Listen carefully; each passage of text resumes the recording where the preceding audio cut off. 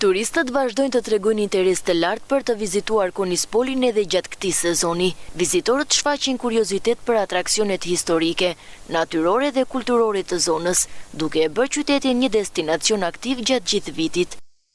Këtu mund të gjej për shembull shtëpitë e vjetra ose lagja shehat që i themi ne, që janë ato shtëpitë e vjetra, të cilat kërkojnë dhe një interes më të madh nga qeveria që sot po jep në atë drejtim interesin duke shpallur dhe atë këshilli ministrave Konispolin ansambël turistik, por gjithashtu këta gjejnë edhe të them drejtën një ajër dhe qetësi të pastër.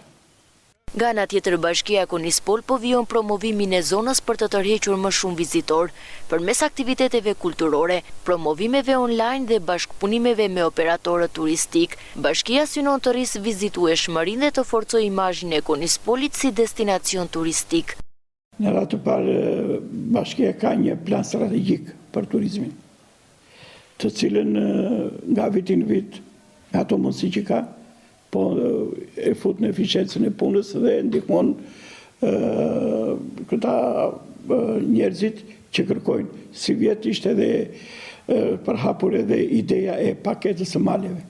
Kanë aplikuar dhe në bashkinë tonë për paketën e maleve, të cilët janë entuziast për këtë ide.